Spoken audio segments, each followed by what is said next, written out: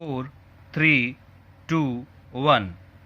श्रीमान, जब तक निर्दलीय सदस्य चुनाव लड़ते हैं, जब तक निर्दलीय सदस्यों को चुनाव लड़ने का अधिकार है, जब तक वे विजयी होकर विधानसभा में और संसद में आ सकते हैं, तब तक कोई उनके अस्तित्व से इनकार नहीं कर सकता।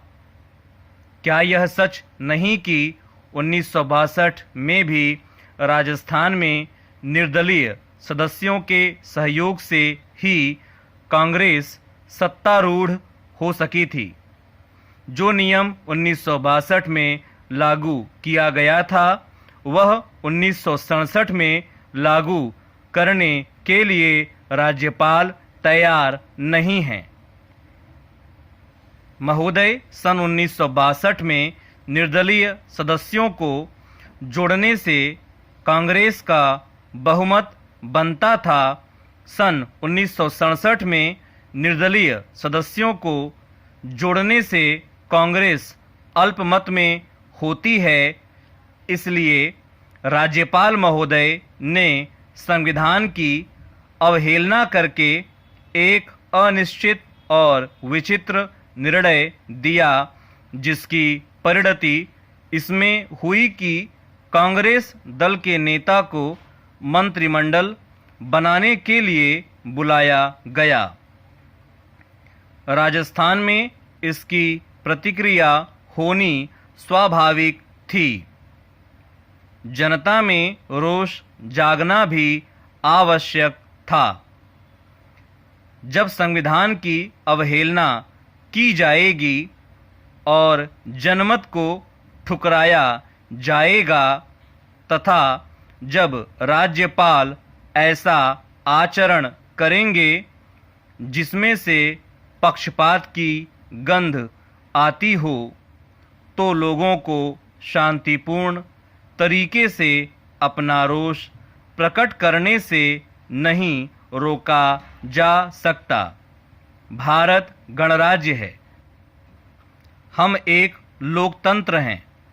हम शांतिपूर्ण तरीके से विरोध प्रदर्शन का अधिकार जनता से छीन नहीं सकते। मैं पूछना चाहता हूं कि जयपुर में दफा 144 लगाने की क्या जरूरत थी?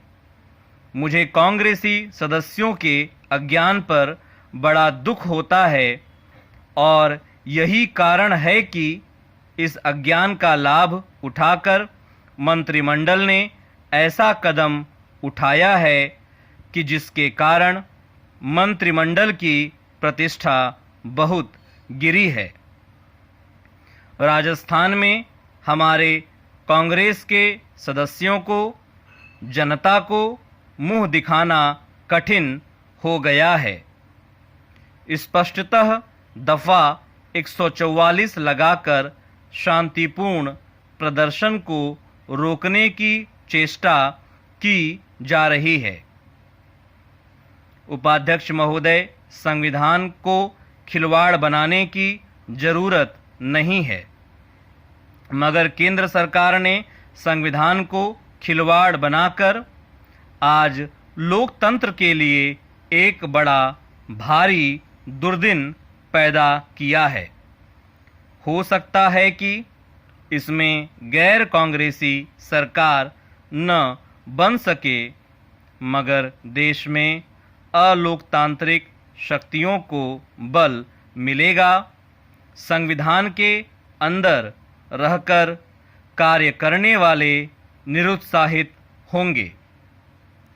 इससे लोकतांत्रिक शक्तियों को आघात लगेगा और आने वाले वर्षों में जनता सरकार के इस कदम की सराहना नहीं करेगी।